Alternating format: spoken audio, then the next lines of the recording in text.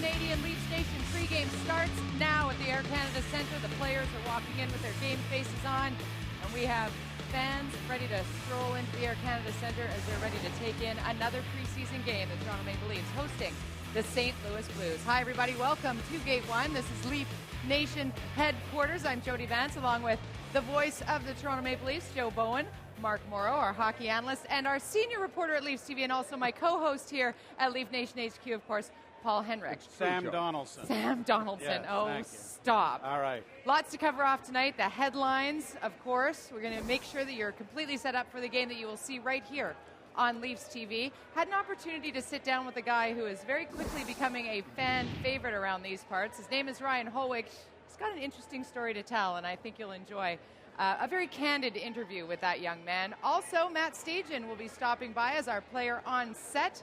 Stage, always a good guy to have a little chat with, and always a good guy to have a little chat with are, well, the guys, really, to my left, but Joe Bowen. All right. I want to talk to you about the St. Louis Blues. You got to love the Blues.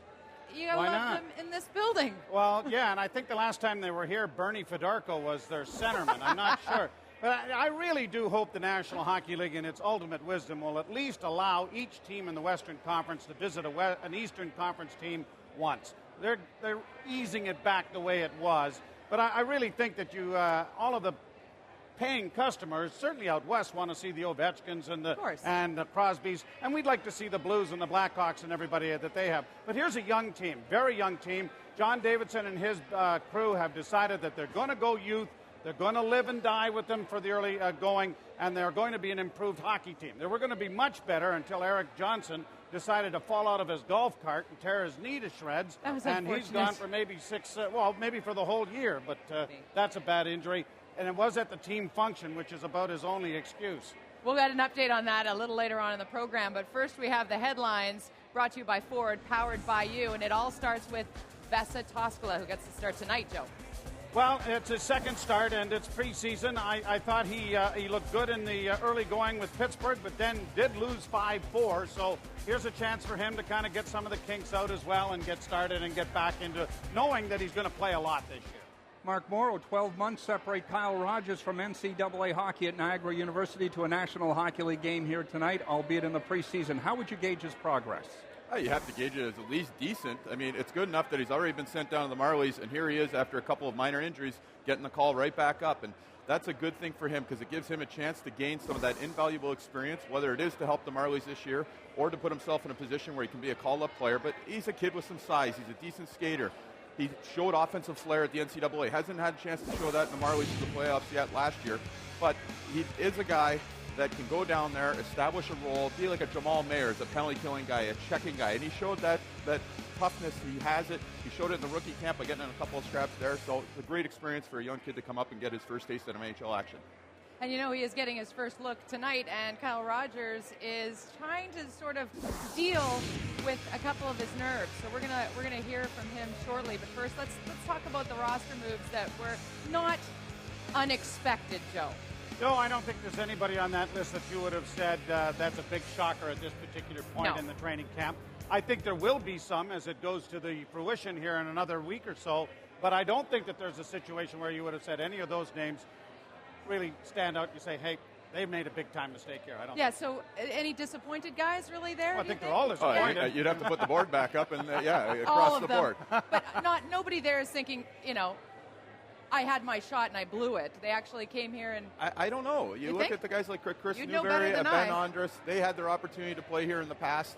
They had great playoffs with the Marlies, and I think they legitimately thought they were going to have an opportunity, and they might have been short-lived, but the moves over the summer and the players that were brought in just kind of pushed them out of the picture, and now they've got to look to be that call-up guy, go down to the Marlies, not sulk about it, put on a good performance, and hopefully get back here. So a bunch of names we know sent back down to their respective teams, including the Marlies, and one kid getting an opportunity tonight, and that is Kyle Rogers, and Kyle's kind of dealing with the nerves and dealing with the demons in his head as he gets set for this very important evening. It's a little nerve-wracking, but everyone here is great. They're real supportive. I just got to go out there, play my game, just stick to my game plan. Has Ron Wilson had a chance, or any coaching staff spoken to you yet? Like, what is expected of you? Yeah, they pull me aside and they just tell me to, go crush the net, get some bumps in, go down, play good defense, and just play strong. What has this experience in general been like for you last year, even playing AHL, getting a little bit of NHL experience here? What are some of the comparisons as well from the school hockey that you've played? Well, back at school it was a little different. Up here it's a lot quicker. You gotta know what you're gonna do with the puck right away. Just little things you gotta practice on, moving the puck quicker and everything. But everyone here supports you, helps you out, gives you tips on everything. I just can't imagine the level of the nerves. But I guess, he's played Yeah, a little but he's hockey from a in his famous day. family. Yeah, his yeah, dad fair was enough. a very famous cowboy, and Dale Evans I love. All right, we got to get the injury report, and for that we head downstairs to Andy Petrillo. Andy?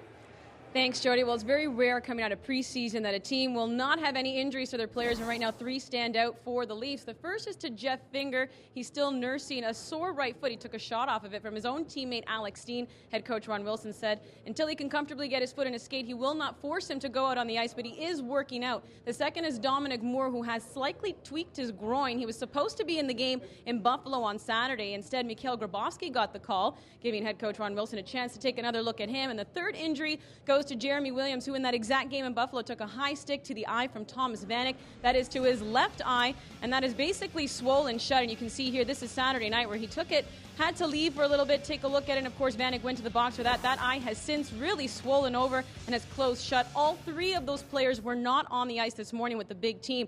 Now, if there are any other bumps and bruises to any of the other players, they're not bad enough to keep them off the ice. Jody? Well, so far so good on that front, but sometimes the injuries are so bad, and yet these guys still come back onto the ice. Mikhail Grabowski comes to mind. I mean, cut for 40 stitches, compliments of Sidney Crosby. I think Gets it shows he stitched. wants to make a team, doesn't it? You think? I think so. So here's Absolutely. a look at it. Take us through it, Joe. Well, this was it was kind of an unfortunate situation, and up comes the stick, and it takes him right in the chin. And Grabowski, he wasn't gone very long. He came back and Just enough time to get it all stitched exactly. up. And Ron Wilson was very impressed with him. He's not a big guy, but he's showing some pretty good grit. All right, well, we got to get you upstairs. I know you got a little work to do tonight, I think. Apparently, Yeah. So Don't follow it that you guys close. hang out with me for a second, and you hang out with me, too. Fans are arriving here at the Air Canada Centre as we are counting down to another big preseason game here as the Leafs host the St. Louis Blues. It is Molson Canadian Leafs Nation pregame. We're looking forward to Greg Millen joining us next to talk a little more puck with you. Stay with us.